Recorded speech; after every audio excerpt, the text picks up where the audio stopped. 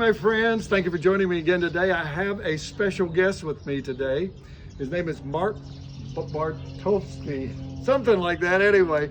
He has been one of my interpreters. He is working with logistics here at Bethany Bible College where I'm teaching this week. And Mark was a former student, right? That's right. Yeah, and one of the requirements for the students is to go on a missions trip. Tell us a little bit about your missions trip that you just returned from. Yeah, so God blessed us with the opportunity to go out to in the Middle East and as well as Kenya. Out there in the Middle East, it was just 7 days a week, every single day, for hours on end, evangelizing, talking to people, inviting them, for like a tea or coffee or for a meal together. And sometimes people invited us into their homes, sometimes we invited them to have tea together, and we would just build a connection and open them up, prepare the soil for the gospel, and plant the gospel.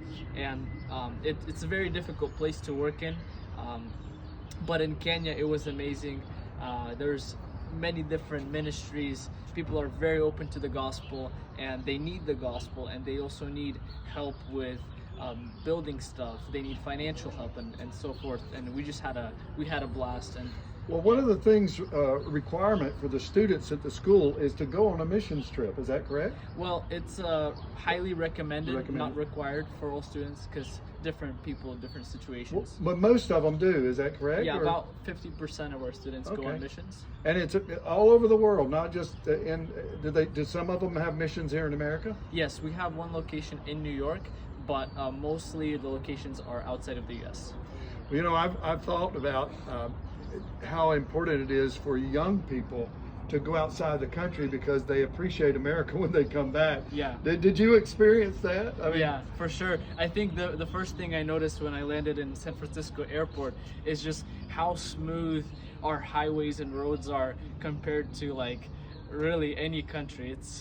We live in quite a luxurious country. One more thing too though, did you find that people in certain countries, I know not all countries are like that, but people in certain countries seem more receptive to the gospel than even here in America?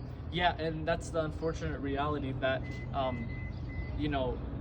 because life is simpler, say in Africa, and there's more need, they are more receptive because they need some kind of hope for that. How about that? Well, I tell you, I want to commend you for your work and the school for what they're doing and for what you're helping here in the school. But God bless you. Encourage you to be back with us. See you again tomorrow. Bye-bye.